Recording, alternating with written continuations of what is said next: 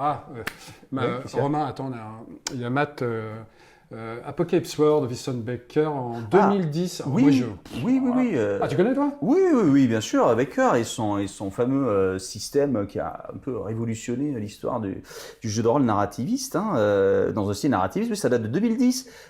Ça s'inspire d'un travail qui venait d'abord d'un groupe internet, blog, forum, qui s'appelait The Forge, The ouais. Forge, hein, tu Ouais. connais, voilà, oui, la Forge.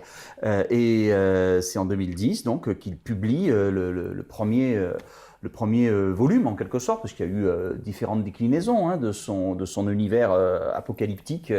Tu as jamais joué? Non, mais je sais pas si on crée l'histoire tous ensemble, les joueurs, Oui, et maître de jeu. Et en ah plus, non, pas le maître de attends, jeu, hein. maître de cérémonie, c'est Voilà, super attention, hein, étrange. là c'est comme chez Dr. Dre, hein, c'est le Master of Ceremonies, hein. Voilà, au lieu de scratcher sur les disques, il scratch sur les décisions des joueurs, qui s'approprient, si tu veux, le jeu. Mais je pense que Matt, Sam et Axel vont en parler beaucoup plus longuement Donc, que nous. les joueurs et le maître de jeu créent l'histoire, ce qui va se Oui, c'est passer. ça, des mouvements, hein, Ah. il y a des dés, mais il n'y a pas de compétences ou de caractéristiques. Et on parle de moves dans le système Powered by the Apocalypse, le PBTA, comme on dit, qui a un beau succès, hein. Il y a plein de jeux qui s'en inspirent et qui utilisent ce système. Mais c'est effectivement Baker, le premier, qui a innové dans ce domaine-là et qui a donné naissance à une nouvelle famille de jeux, une nouvelle manière de jouer, hein. Et oui, c'est le. Bon, on joue quand?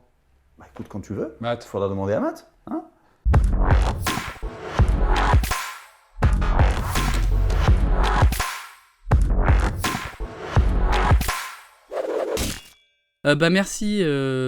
Merci Farid, merci Romain, c'était très instructif. Après ça, moi j'ai quelques questions à vous poser quand même, vous deux qui connaissez quand même très bien ces jeux et presque cette mouvance.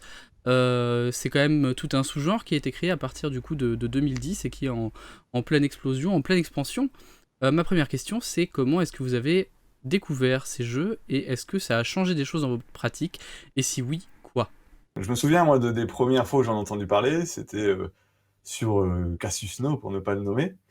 Et j'entendais parler parce que les gens qui parlaient de ce jeu disaient « Ah, tu vas voir, la pratique de ce jeu, ça a changé, moi, ma pratique de jouer, etc.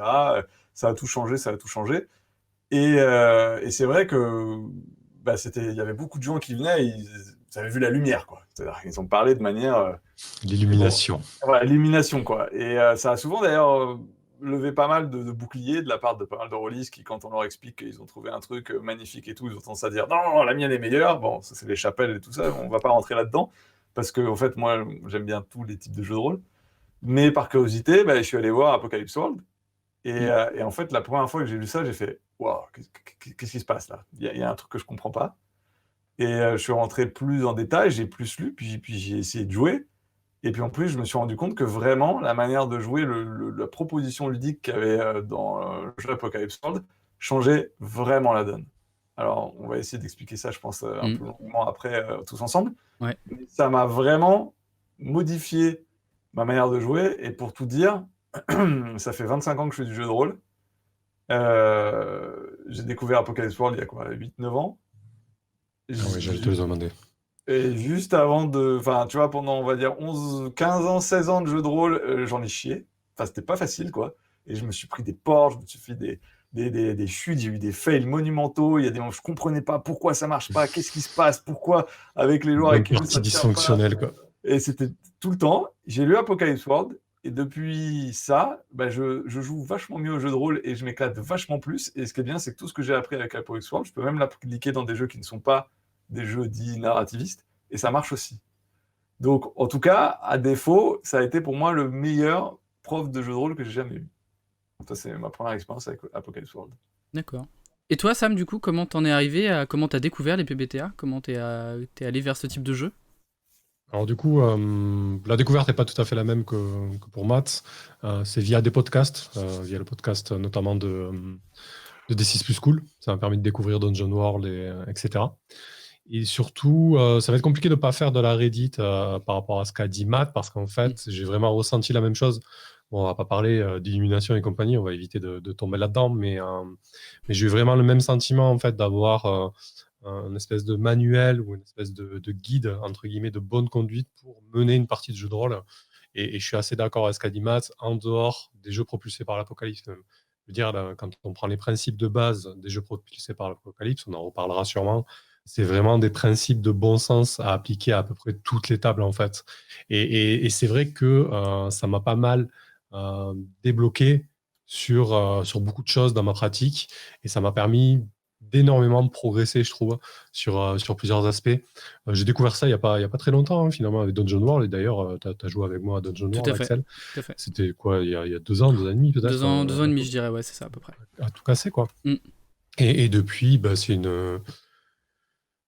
une exploration continue, quoi. Parce qu'il y a du choix et Mm. il y a de très très bons jeux, quoi. Tout à fait. Du coup, en expérience, c'est quand même beaucoup des apports en tant que MJ. A priori, de ce que je comprends, de ce que je ressors de ce que vous m'avez dit, est-ce que ça vous a apporté des choses en tant que joueur aussi? Est-ce que ça a changé votre pratique de joueur? Bah, oui, évidemment. Mais en fait, pour moi, la modification de jeu, elle est beaucoup, beaucoup, beaucoup plus profonde Mm. que juste des bons conseils de MJ, quoi. Même si ces conseils de MJ sont très bien et sont très intéressants parce que c'est quelque chose qui est très courant dans tous les jeux qui découlent d'Apocalypse World et de tous ce qu'on appelle les jeux PBTA, Power Basic Apocalypse, c'est en dire le plus avec le moins de mots possible. Donc réduire les choses à leur substantifique moelle, si je puis dire. Et les jeux PBTA, et en particulier Apocalypse World, fait ça très bien. C'est-à-dire les conseils du MJ, ça tient en 2 pages, c'est quelques mots hyper efficaces, c'est des conseils qui sont parfois un peu plus détaillés dans la suite du livre, mais c'est vraiment extrêmement résumé. Et en fait, ces conseils, comme le dit Sam, c'est des conseils de bon sens, etc. C'est souvent des conseils où j'ai entendu dire: ah ben oui, moi je faisais ça avant, je faisais comme ça avant. Bah oui, mais le truc, c'est que bah, pendant longtemps, j'ai jamais vu ces conseils dans des livres de jeux de rôle aussi clairement édictés, clairs, nets. Mm. Donc ça, c'est une première chose. Oui, le conseil du MJ, les choses qui, moi, m'ont aidé à devenir MJ, sont des choses qui sont en fait que beaucoup de MJ expérimentés vont dire: bah, moi, je faisais ça comme ça avant et j'ai pas besoin qu'un livre vienne m'expliquer comment le faire. Mais pour moi, la transformation du PBTA, elle va bien au-delà parce qu'elle introduit quelque chose de très important, c'est-à-dire de mettre le MJ presque au même rang que les autres joueurs autour de la table. Bah, c'est intéressant parce que moi c'est quelque chose que je voulais remonter de toute façon. Effectivement, en lisant des PBTA, moi c'est vrai que je me suis rendu compte qu'en tant que MJ, se faisait beaucoup de choses qui étaient conseillées. Et c'est vrai que beaucoup de monde le dit, beaucoup de monde te dit oui, mais c'est vrai que quel est l'intérêt? Moi je le faisais déjà, etc. J'ai l'impression qu'on sort du coup un peu du côté très initiatique et très fermé parfois du jeu de rôle et que le PBTA a peut-être permis ça, c'est de poser et de clarifier ses conseils et ce guide des bonnes pratiques. J'ai aussi lu par contre en contradictoire que c'était un jeu qui était très archétypal à chaque fois. Qu'est-ce que vous en pensez, vous, de ce côté très archétypal des jeux PBTA? Est-ce que c'est une force? Est-ce que c'est une faiblesse? Est-ce que c'est une réalité? Est-ce que c'est une idée reçue? Ah, alors déjà, il faut dire pourquoi c'est archétypal en fait les PBTA. Les PBTA sont vraiment basés sur un archétype de fiction parce Mm. que le but d'un jeu propulsé par l'apocalypse est d'émuler un certain type de fiction. T'es D'accord. pas là pour. C'est pas un jeu de rôle qui va te dire ouais, mon jeu de rôle il tue, tu peux tout faire avec. Avec ton imagination, tu peux aller n'importe où tu veux. Non, les PBTA, c'est pas ça. PBTA, si tu prends Night Witches, tu es là pour jouer des aviatrices russes durant la Seconde Guerre mondiale et plus particulièrement du 588e régiment de bombardement. D'accord. Tu n'es pas là pour jouer autre chose. Et tu es là pour les jouer dans le camp de jour et dans les missions de nuit. Si tu joues autre chose avec Night Witches, ça ne fonctionne pas en fait. Donc effectivement, je comprends que cette critique revienne parce que certains joueurs peuvent se sentir enfermés là-dedans, mais c'est à la fois une qualité et un défaut. La qualité est que du coup, ça permet d'avoir un système et une proposition qui émule pour moi parfaitement ce qu'elle propose en fait. Perso, les bons PBTA, les bons jeux propulsés par Apocalypse, quand la proposition est bonne, quand le système est bon, ils te déçoivent pas, ils te vendent pas des vessies pour des lanternes. Ok. En fait, c'est ça, ce que disaient d'ailleurs Romain et Fred dans leur petite vidéo. Ils ont parlé de The Forge, qui est un lieu qui est très important, un forum de discussion où les Américains, majoritairement des Américains, ont vraiment discuté et théorisé le jeu de rôle différemment de ce qu'ils pensaient être la pratique du jeu de rôle dans les années 2000. Et une des philosophies de The Forge, c'était d'aller à l'essentiel, c'est-à-dire peu de mots, être efficace et surtout proposer une proposition ludique très claire, très nette. Et de surtout aller à l'opposé complet de jeux qui se veulent génériques et qui peuvent tout faire. C'est exactement ce que dit Sam. Mm. Et donc, on retrouve ça dans Apocalypse World, c'est-à-dire le but, c'est de proposer une pratique très ciblée, très efficace, et d'arriver à immerger les joueurs le plus possible là-dedans. D'accord. Je vais vous mettre un peu on the spot, surtout Sam, vu que tu l'as mentionné. Effectivement, on est sur des fictions qui ont une focale, je dirais, très resserrée. Qu'est-ce que tu penses d'un jeu comme Dungeon World, du coup, qui est plutôt fait pour émuler un genre assez grand, assez large, qui est la fantasy, je dirais. Est-ce que pour toi, on a du coup, tu m'as parlé de bons et de mauvais PBTA, j'ai presque envie de te demander qu'est-ce qui fait un mauvais PBTA plus qu'un bon PBTA, vu que tu nous as dit ce que faisait un bon PBTA. Bah, du coup, tu prends l'exemple de Dungeon World. Dungeon World, il n'est pas réputé pour être le meilleur PBTA, loin de là. Je ne vais pas dire qu'il est mauvais, c'est un bon jeu, c'est une bonne porte d'entrée pour s'essayer à ça, puisque du coup, tu essaies les jeux propulsés par l'Apocalypse dans un cadre que tu connais bien. A priori, tout le monde connaît bien l'Heroic Fantasy, en tout cas les rôlistes. Et du coup, c'est vrai que ça, c'est confortable. Mais à côté de ça, effectivement, Dungeon World, par exemple, a le cul entre deux chaises. Il veut faire beaucoup trop de choses. Il veut à la fois émuler D&D et à la fois être un jeu propulsé par l'Apocalypse. Et en jouant Dungeon World, ben, on se confronte rapidement à certaines de ses limites. Donc, ouais, effectivement, du coup, si tu te retrouves avec des PBTA qui veulent faire trop de choses ou une proposition trop large, effectivement, ce n'est pas, ça fonctionne pas très bien. Et au-delà de ça, un bon jeu propulsé par l'Apocalypse ne se limite pas non plus à la proposition resserrée ou à la manière dont la mécanique va s'appliquer sur la proposition, c'est surtout aussi la manière dont il va être écrit et surtout les manœuvres, etc. Il y a des pléthores de PBTA, de hacks et de machins. Je pense qu'il y en a une bonne moitié qui ne sont pas terribles, quoi. Effectivement. Surtout que un peu tout le monde s'y essaye maintenant, vu que la mécanique de base est assez simple finalement. Oui, en fait, ça paraît simple, mais c'est pas si simple que ça au final. On a l'impression qu'on peut s'asseoir et écrire un PBTA, c'est parti, quoi. Je veux dire, voilà, j'écris mon move, je fais des hacks, mais non, c'est beaucoup plus complexe que ça. Même moi qui m'y suis essayé un petit peu, notamment dans mes campagnes, en faisant d'ailleurs, le Vincent Baker et les Baker et leurs suivants te proposent de modifier leur jeu, en fait. C'est excellent parce que du coup, par exemple, quand tu mets une campagne de sprawl dans un cadre particulier, le jeu te dit, bon, mais vas-y, crée tes manœuvres pour bien colorer ta campagne, en fait. Donc, tu t'y essayes, mais des fois, ça fonctionne pas super bien ou les manœuvres sont un peu bancales, mais ça s'apprend, quoi. Ouais, parce que en fait, pour moi, le côté bidouillage dans le jeu de rôle, ça fait partie de l'ADN du jeu de rôle. Je veux dire, depuis le début, depuis le premier Donjons et Dragons et les jeux dans les années 70, comme c'était un work in progress, le jeu de rôle et le game design, c'est quelque chose où tout de suite, les joueurs se sont sentis tout à fait valides pour modifier les règles, apporter leurs propres modifications, etc. Donc ça a toujours fait partie du jeu de rôle. Et mettre les mains dans le cambouis et changer les choses, c'est quelque chose que tout MJ a fait un jour ou l'autre, quoi. Tu joues à un jeu, j'aime bien ce système, mais je changerais ça, je changerais ça. Et donc, comme on le fait de manière très naturelle et parfois très simple, dans les jeux de rôle, on va dire, plus classiques, c'est-à-dire qui essaient de simuler la réalité, quand tu arrives dans Apocalypse World, dont le but n'est plus du tout de simuler la réalité, ça c'est très important, parce que pour moi, ce qui résume les jeux Apocalypse World et PBTA, c'est qu'en fait, ce sont plus des jeux qui ont le wargame comme cœur du jeu, mais l'histoire, la narration. On n'est plus du tout là pour savoir si ça simule une réalité, on est là pour raconter une histoire et savoir si l'histoire rebondit et est intéressante. Et donc, on arrive avec cette idée préconçue que c'est du jeu de rôle et qu'on peut bidouiller, mettre les mains dedans. Et quand on fait ça avec le PBTA, on va se casser les dents. Parce que dans le PBTA, le système est beaucoup plus important. Et souvent, dans le jeu de rôle classique, c'est les règles, ça sert vite fait. Et que quand on veut s'en passer, c'est pas grave. Tu vois, il y a le livre de règles, mais le vrai livre de règles, c'est le MJ fait ce qu'il veut avec. Et une grosse majorité des MJ pensent comme ça. Je m'avance peut-être un peu, mais je pense pas tant que ça. Et le PBTA, tu peux pas faire ça. Pourquoi ? Non, carrément. Parce que les PBTA, ce sont des jeux où la mécanique est aussi importante que le MJ. C'est-à-dire que dans un jeu PBTA, et c'est ça qui déplaît à beaucoup de gens avec le PBTA, le MJ perd beaucoup, beaucoup d'autorité narrative. Mm. En gros, dans un Effectivement. PBTA, la mécanique est comme un second MJ. Et donc, il faut y avoir confiance en elle, jouer avec elle, parce que c'est elle qui va te donner quelque chose que tu n'auras pas dans les autres jeux. Et donc, quand tu vas vouloir bidouiller la mécanique, le moindre modification, le moindre petit changement, il faut qu'il soit bien testé, bien sous-pesé, parce que si tu commences à déconner sur les pourcentages, les chances de réussite ou d'échec dans tes jeux de base, tu vas casser en fait la mécanique, et ça, tu pourras plus soutenir le jeu comme une mécanique de PBTA est censée le faire. Effectivement. Je suis assez d'accord là-dessus.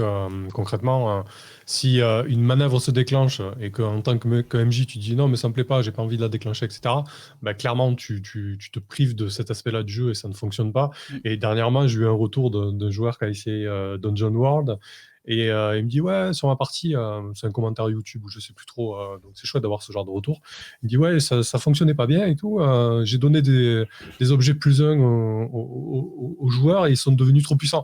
Mais ouais, effectivement, en fait, du coup, vu que c'est énormément basé sur les probabilités et qu'il est essentiel de faire des 7-9 pour que justement l'histoire rebondisse, comme tu dis, du coup, si tu mets un +1, voilà, ça déséquilibre un peu tout ça. Et vraiment, quand on met les mains dans le cambouis, faut y aller avec assurance, sinon ça ne fonctionne pas, quoi. Avec assurance, mais parcimonie, je dirais. Ça fait deux, trois fois, Sam, que tu évoques des manœuvres. C'est ce qu'on appelle les moves en VO en anglais. Est-ce que tu peux à peu près nous expliquer à quoi ça correspond? Et surtout, une des critiques que j'aurais à faire, c'était dans le côté aussi très archétypal. Est-ce que le côté très important et très impactant de ces manœuvres, ça ne limite pas d'une certaine façon la pratique? Ce côté, comme tu disais, le côté, on n'est pas là pour faire, pour faire entre guillemets n'importe quoi et pour faire du généraliste. Alors, je vais détailler les manœuvres rapidement pour expliquer ce que c'est et je laisserai Matt rebondir sur la limite de la pratique parce que je pense qu'il a des choses à dire là-dessus. Et donc Matt nous parlera, vu qu'il parle de MJ qui se dégage un petit peu des mécaniques et qui laisse un peu de son autorité au jeu, donc ça c'est intéressant. Et donc pour les mécaniques de base, c'est vraiment quelque chose de très basique. Quand on joue à un jeu propulsé par l'Apocalypse, en général on jette 2d6 plus une caractéristique, donc ça va être 2d6 plus sexy, admettons, donc ça peut être 2d6 qui va aller de -2 à +3, et à partir de là, vous allez avoir 3 voies possibles, ça va être soit 6 ou moins, 7 ou 9, 10 ou plus. Donc ça va être un échec entre guillemets, mais c'est plutôt un échec pour aller de l'avant, 7-9 une réussite partielle et 10 plus une réussite. Et en fait, quand vous déclenchez une manœuvre, du coup, on va se demander qu'est-ce qui va se passer. Donc en gros, c'est ni plus ni moins qu'une partie de jeu de rôle. Vous allez décrire ce que fait votre personnage. Donc on est d'abord sur la fiction. Une fois que votre personnage fait ce qu'il fait, on regarde si ça ne déclenche pas une manœuvre. Par exemple, si tu dis je vais tirer une balle dans la tête du PNJ qui m'énerve, boum, ça va sûrement déclencher une manœuvre. Et donc là, à partir de là, on passe en mécanique. Et ça, parfois, c'est vrai que cet aspect très mécanique déplaît à pas mal de monde parce que du coup, on coupe carrément le jeu. On dit attendez, il y a une manœuvre, on va bien la lire, on va bien la résoudre. Et ça, c'est super important d'être rigoureux au début là-dessus. Et donc, on résout la manœuvre, aspect mécanique, et ensuite on rebascule sur la fiction. Donc, par exemple, si tu as fait un 6-, tu as des grandes chances que ça tourne mal, et donc là, on redécrit ensuite ce qui va se passer. Donc, en fait, le schéma, il est très, très simple. C'est fiction, mécanique, fiction. Voilà. Mais c'est vrai qu'il y a cette, entre guillemets, cette mécanique qui vient s'inviter de manière assez importante et à laquelle on ne peut pas couper, quoi. Effectivement. Ouais, mais si le move est bien fait, parce que j'entends souvent cette critique. Ah, j'aime pas, ça coupe ma narration, c'est mécanique. Alors déjà, quand tu commences à avoir l'habitude, tu peux rendre ça très fluide. Je veux dire, c'est pas pour moi beaucoup plus coupant dans la narration que de dire fais-moi un jet pour escalader. Ok, c'est un dé quoi? Ah, c'est mon D20. Très bien, j'ai combien en dextérité plus machin? Ok, je lance, j'additionne mes dés 15. Très bien, qu'est-ce que ça fait? Dans un jeu de rôle plus classique, tu peux aussi avoir des pertes de temps. Alors, on va peut-être m'accuser d'être de mauvaise foi parce que non, c'est plus long de lire un move, etc. Je reviens à l'idée, si c'est bien fait, si le move est bien fait, lire le move, c'est fun. Et ça fait partie du jeu. Parce que justement, quand le joueur découvre le move, il fait son jet, il découvre le move, et c'est ça qui est important, c'est que les règles sont partagées dans un PBTA. Contrairement dans un jeu où c'est le classique, où c'est souvent le MJ qui connaît toutes les règles, les joueurs n'ont pas à connaître les règles, et juste on leur dit lance un dé, et puis le résultat tombe, et c'est le MJ qui interprète. Là, les joueurs, sur leur fiche, ils ont les règles. Et les règles, c'est des moves, c'est leur capacité spéciale. Donc, c'est normal qu'ils le maîtrisent. Mm. Ils vont lancer les dés, ils vont regarder, avec tel résultat, sur un 10+, je fais ça, sur un 7-9, je peux faire ça, et sur un 6-, je vais faire ça. Et souvent, les moves proposent des choix. Et ces choix aident à ce que la fiction aille dans le sens que l'auteur avait quand il a créé son jeu, mais surtout va donner plein d'opportunités aux joueurs de faire « Ah ouais, je peux faire ça, ha ha ha !» Et il se passe quelque chose de ludique et de cool. Et c'est pas obligatoirement chiant de lire le move et de jouer le move, quoi. Non, c'est clair.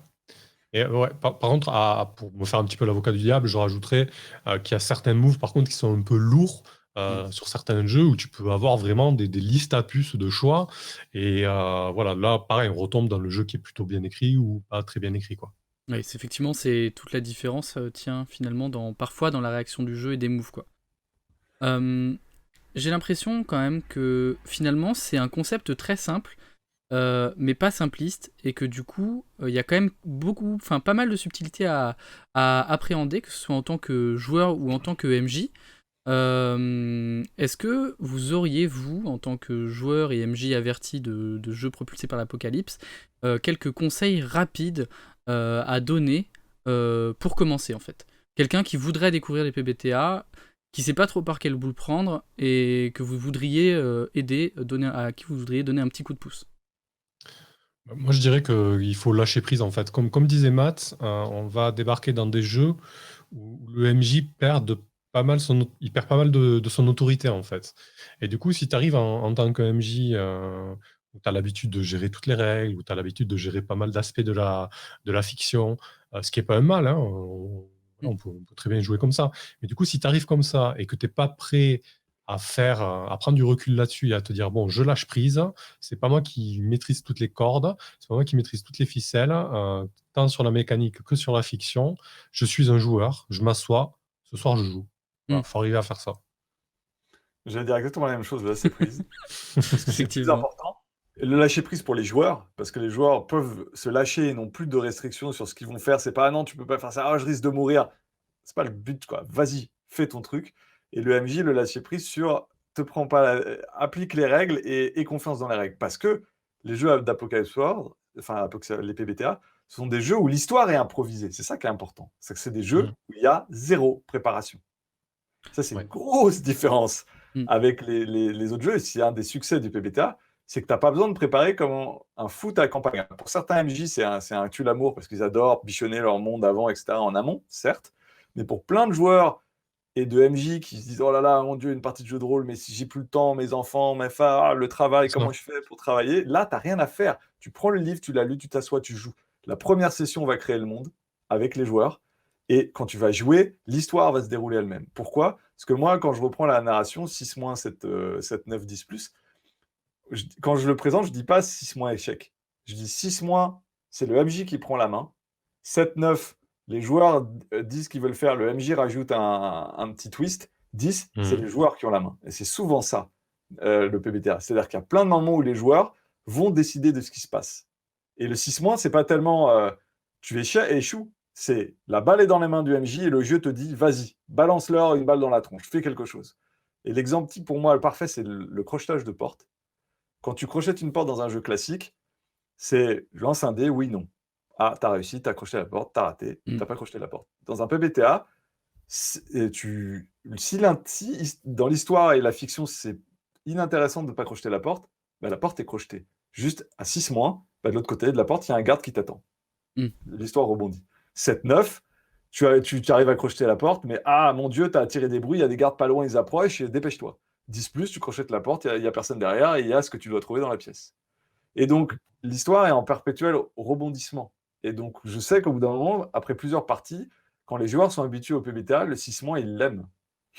Parce que c'est le moment où il va se passer des trucs qui vont complètement. Waouh. Totalement. Moi, dans ma partie Dominion, je faisais presque exprès de faire des moves sur les mauvaises stats juste pour avoir des 6 mois, mais... Ouais, mais ça, pour moi, c'est un joueur de PBTA qui a l'habitude de jouer. En fait, effectivement, il va choisir souvent les moves où il va faire des 6 mois parce qu'il a envie. À ce moment-là, il se dit tiens, à ce moment-là, j'aimerais bien voir ce que le MJ il a dans son escarcelle si je rate, si je veux que la fiction rebondisse à ce moment-là. Et il y a des moments, ah non, là, j'ai envie que la fiction est dans mon sens à moi, donc je vise le 10 plus. Je Et rebondirai juste sur la préparation. Effectivement, pour moi, ça fut vraiment libérateur, cette découverte de PBTA.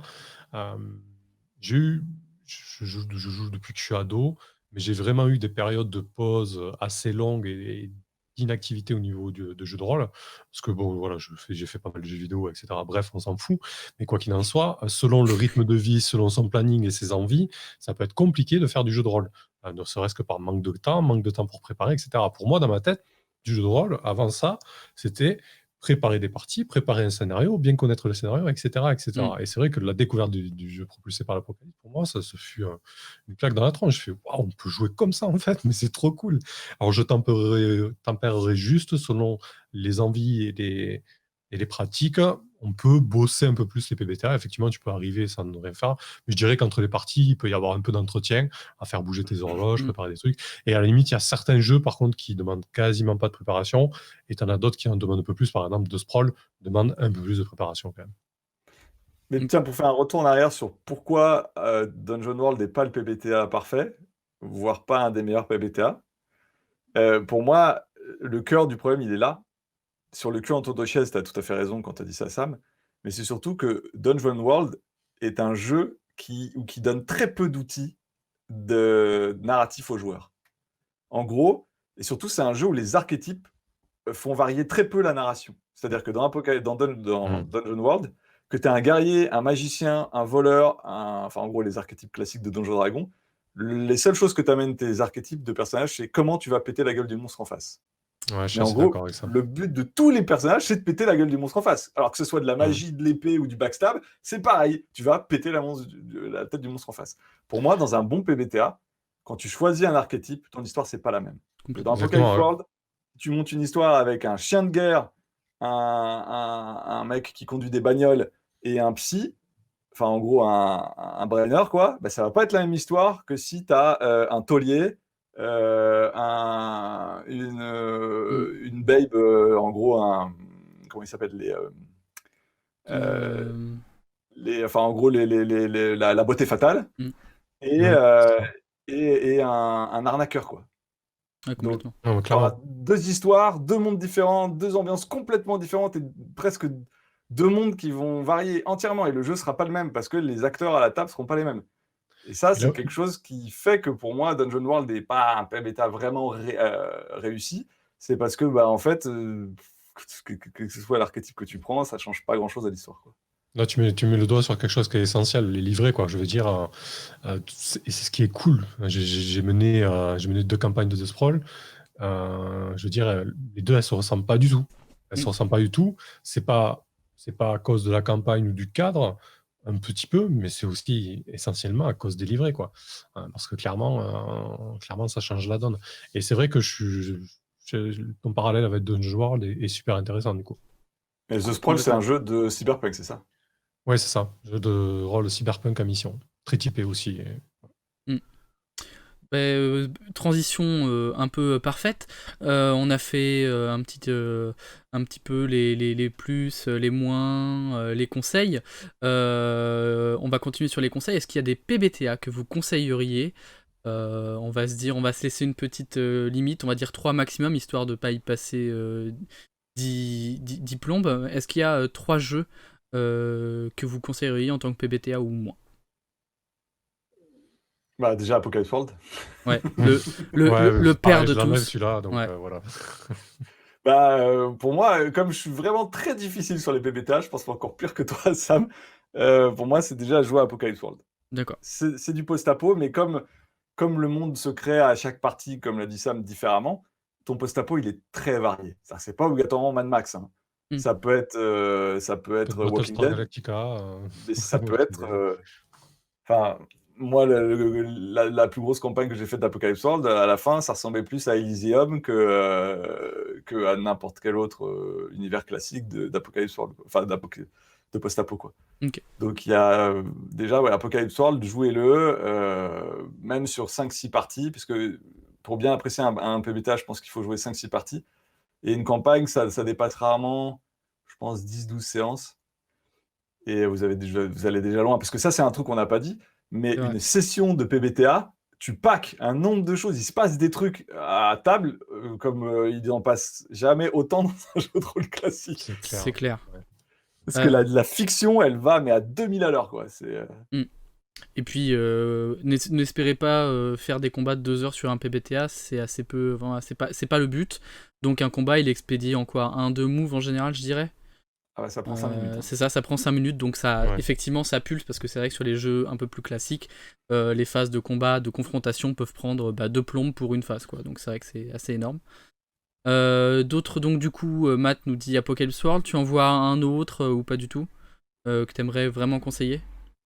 Je trouve qu'à la limite, pour les gens qui ont l'habitude de jouer à Donjons et Dragons ou à des jeux, on va dire, plus classiques où la baston est importante, etc., je pense que le meilleur jeu pour entrer dans les Apocalypse Story, c'est pas Dungeon World, mais c'est Monster of the Week. Ah, j'allais en parler, effectivement, c'est vrai qu'il est très chouette. Qu'est-ce qui permet d'émuler Monster of the Week, du coup, en termes de fiction? Ce qu'ils appellent la beat lead, c'est-à-dire tous des histoires pulp de héros qui pètent la gueule à des monstres. Tout à fait. Ouais, C'est Buffy, les X-Files, séries du samedi soir, c'est ça, c'est Buffy, Supernatural, Charm, des trucs comme ça. On peut y jouer de manière plus, avec les bons livrets, on peut faire des trucs un peu plus néphilimiensiques, c'est-à-dire un peu plus X-Files, on va dire. Ouais. Mais en gros, là, pour le coup, vous avez une équipe de joueurs qui doit péter un monstre, avec en plus un monstre qui est un peu préparé, avec des moves custom que tu fabriques. Donc je dirais que moi, je trouve que c'est le meilleur pont entre le jeu de tradi et le PBTA, parce que justement, on te propose de designer ton monstre, donc tu as un peu de contrôle en tant qu'MJ sur ce qui se passe, c'est pas complètement improvisé. Et après, pour les joueurs, c'est comme d'habitude, quoi. Tu tournes ensemble, on va péter du monstre. Donc il y a un côté, je trouve, et pourtant c'est un vrai PBTA qui marche vachement bien, et pour le coup, on est loin du cul entre deux chaises de Dungeon World. Oui. Et pour moi, c'est vraiment le pont idéal entre le monde du tradi vers le PBTA, quoi. Ouais, pour ajouter un petit truc, moi c'est un que j'aime beaucoup jouer de temps en temps, parce que c'est vraiment ce côté épisodique où un truc où tu sais pas lancer quoi lancer en une soirée, on te dit un petit Monster of the Week, moi j'adore y jouer en tant que joueur, c'est un vrai plaisir, quoi. Voilà. Sam, est-ce que toi t'en as à conseiller un hormis Apocalypse World, du coup, qui a déjà été mentionné? Ouais, je remettrai une couche sur Apocalypse World juste pour le plaisir. Jouer à ce jeu, c'est un pied phénoménal. Ce jeu, c'est une dinguerie, quoi. Vraiment, il est excellent. Et sur les combats, je rebondirai un petit peu là-dessus parce que la V2, il s'est chauffé et il a rajouté vraiment beaucoup de moves de combat. Je pense que Mad Max Fury Road est passé là-dessus. Et du coup, il y a vraiment on peut faire des phases de combat très complexes. Alors, on aime ou on n'aime pas, mais c'est possible aussi avec Apocalypse World pour ceux qui aiment ça, justement. Et du coup, Monster of the Week, moi, je suis moins fan. Je suis moins fan de contemporain fantastique en général, donc ça s'explique, mais le jeu a de bons retours. Je dirais Dungeon World quand même, malgré tout, malgré les défauts qu'on peut y trouver. Mais je trouve que ça fait une bonne porte d'entrée, surtout qu'il y a un bon guide qui a été traduit par Acritarch. C'est vrai. Le guide de Dungeon World qui permet quand même d'y aller tranquillement. Il existe tout un tas de dungeon starters, donc des petits donjons pour démarrer une campagne via Dungeon World.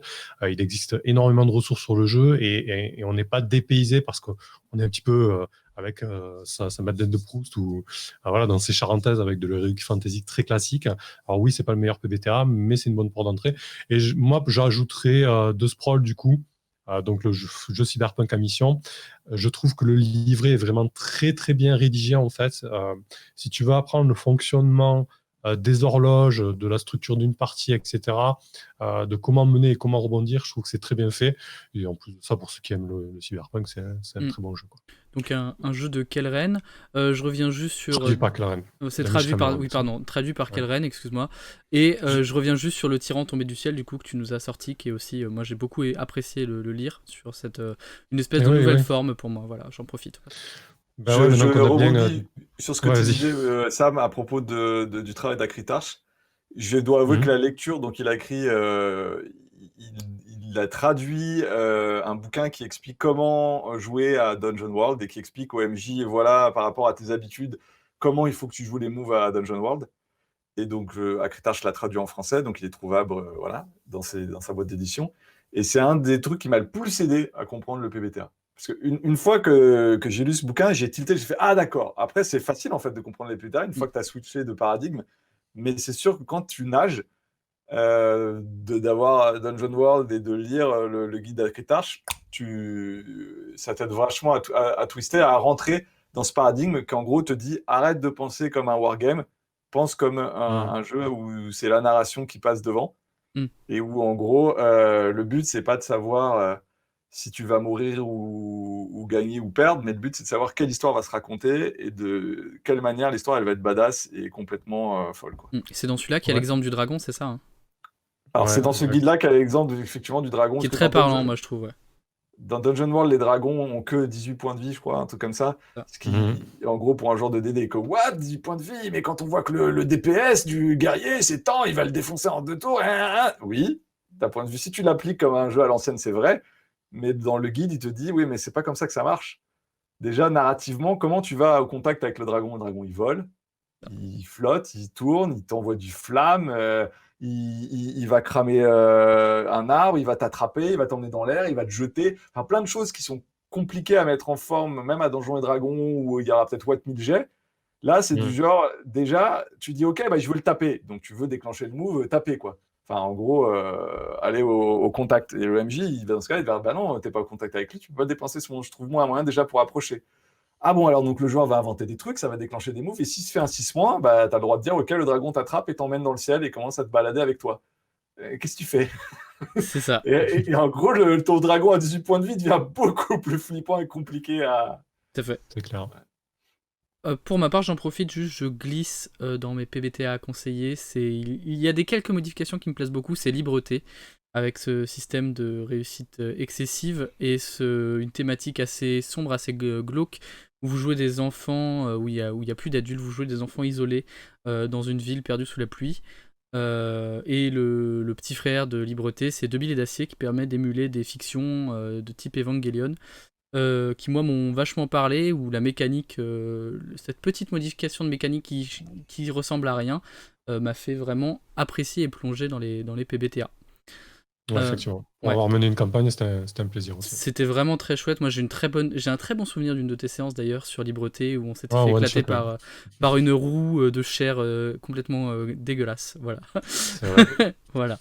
Tu mets le doigt sur un truc intéressant, c'est que pour le coup, les PBTA, comme les gens essaient de trouver des pratiques hyper ciblées, contrairement aux jeux de rôle classiques où souvent tu vas retrouver en gros du Medfan, du Cyberpunk, du Space Op, et voilà, et après d'autres trucs mais de manière beaucoup plus restreinte, les propositions ludiques des PBTA sont beaucoup plus spé et souvent plus adultes. C'est-à-dire que tu vas pouvoir jouer donc à Deux Billets d'Acier, qui est une approche vraiment spé dans un monde vraiment particulier, mais tu vas pouvoir jouer des catcheurs. Il y a un PBTA que j'ai lu qui est vraiment pas mal sur les catcheurs, c'est Wild Wrestling. Tu vas même pouvoir, il y a un PBTA, j'y ai pas encore joué, mais j'aimerais vraiment le jouer. Il te propose de jouer comme dans l'ambiance des telenovelas d'Amérique du Sud. Passion de las Passiones. Passion de la Passiones, où en gros, tu vas avoir un Arrête-il. move et tu vas être le frère jumeau et tu as tous les trucs pour déclencher tous les moves de frère jumeau. Enfin, en gros, ça te Paraît-il propose... qu'il y a une trad française potentiellement en cours ou un truc comme ça. Tout à fait. C'est cool. Mais en gros, ça te propose des propositions ludiques que tu n'as jamais fait. Beaucoup de PBTA Oui, puis proposent des propositions ludiques que tu n'as jamais fait dans le jeu de rôle tradi, quoi. Tout à fait. Les sex moves dans Apocalypse World, rien que ça déjà, voilà.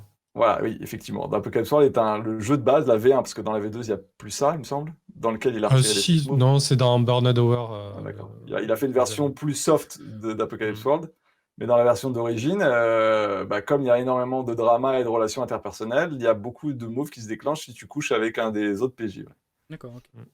Donc, donc il y a quand même un truc de volonté de rechercher un peu une approche plus adulte dans le jeu de rôle. Et il y a des PBTA plus familiaux, entendons-nous. Mais il y a beaucoup. Enfin, tu parlais de Night Witches au début, Sam. Je veux dire, jouer des aviatrices russes, hein, donc que des femmes russes pendant la Seconde Guerre mondiale. Voilà, c'est la souffrance. Hein. La campagne sur la chaîne, on a fait 7 sessions. À la fin de chaque session, on était rincés, quoi. Elle est Vraiment, excellente, mais elle est dure. émotionnellement et tout. C'est Hein. clair, c'est clair. Difficile. C'est une excellente, mais vraiment très dure. On a parlé quand même de pas mal de PBTA. Est-ce qu'il y a un paysage français qui se dessine, ou est-ce que c'est encore un territoire en grosse friche? Est-ce qu'on voit des auteurs qui commencent à émerger? Est-ce qu'on a des auteurs solides? Moi j'ai déjà une réponse, j'en ai au moins un en tête, c'est Vivien Féasson, donc, qui a écrit Libreté et Deux Billets d'Acier. Est-ce que vous en voyez d'autres? Bah, déjà, on va dire plus que Calren, hein. français, on va dire francophone Francophone, pardon, oui. parce que vraiment, au niveau du PBTA, c'est encore un terrain vierge, hein, Mm. les auteurs de PBTA, quoi, francophone. Non, français, ouais, Calren, carrément. Voilà, il a sorti Dominion récemment et il a traduit pas mal de jeux. Et ouais, je pense qu'il commence quand même à avoir une sacrée expérience dans le domaine. Donc, oui, donc Vivien Fausson, c'est qu'on aurait Ouais, d'autres. moi, j'en pense à un, Matt. On en a un sur. C'est le premier actual play de la chaîne. Ah oui. Bah oui, bien le jeu n'est pas encore sorti. C'est-à-dire qu'on Oui. peut parler aussi des jeux qui sont à venir, qui ne sont pas encore sortis. Et il y a clairement le jeu de Fred Guess, Horrifique, qui est Ah oui. en train de grossir avec sa communauté hyper C'est active. c'est un hybride quand même, non, de PBTA, de ce que j'en ai vu? Bah, moi, de ce que j'ai joué, c'est du pur PBTA, hein. D'accord. Et Ah, c'est mais un c'est pas vrai Diceless? PBTA. Comment? C'est pas Sandé? Peut-être la dernière nouvelle version que j'ai pas encore lue, mais Ah, moi, quand j'ai joué, il y ouais. avait des dés, hein. D'accord, ok. Et on verra, je vais jouer à la nouvelle version bientôt, mais dans la version donc, qu'on a testée sur la chaîne, la première vidéo de la chaîne JDR Factory, c'est avec des dés. Et en gros, c'est pour jouer du Cthulhu, enfin du Lovecraft à la Lovecraft et pas du tout à l'appel de Cthulhu. Perso, j'ai jamais joué à un meilleur jeu pour faire de l'appel de Cthulhu. D'accord. Cool. Toujours pas essayé. Voilà. Moi, j'ai pu en tester un à Octogone l'année dernière, écrit par un certain Matt. Où j'avoue que je me suis régalé.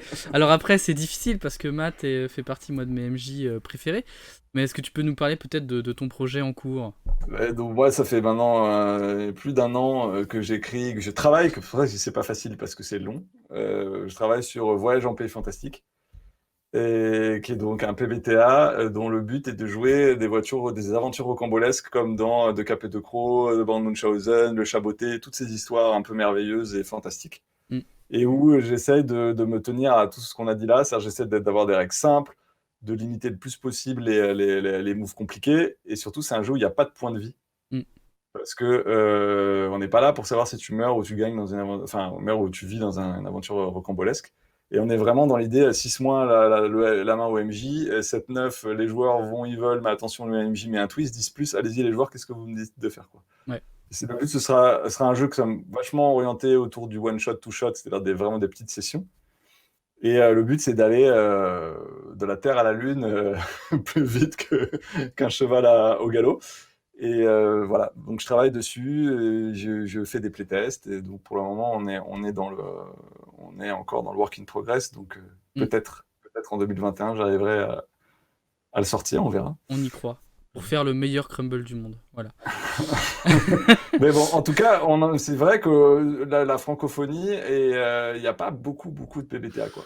Ouais, on peut noter quand même Pack Horse Library de Léonard Chabert. Excellent. Qui est un hack de Night Witches dans lequel on joue des libraires dans les Rocheuses, juste après le Dust Bowl, donc entre les deux guerres, dans une Amérique totalement fracturée et au bord de la faillite.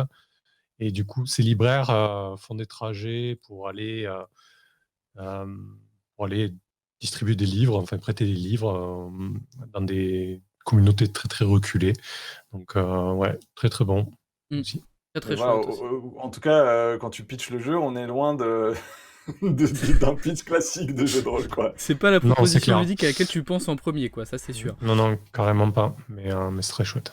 Mais avant de finir, je me pose quand même cette question, qu'est-ce qui fait qu'en France, il y a si peu de PBTA? C'est que c'est vraiment à ce point-là de niche, le PBTA? Je pense que c'est pas très connu, mais que c'est en train de se faire connaître. Et on a quand même des jeux qui arrivent. On a quand même des gens qui commencent à travailler dessus, mais effectivement, je pense que c'est encore plus de niche que le jeu de rôle général, on va dire. Ouais, je suis un peu étonné par cette frilosité. Bon, on est déjà dans un secteur de niche, mais j'ai l'impression que ça cartonne un peu plus du côté anglo-saxon, mais la communauté n'est pas la même et surtout n'a pas la même taille.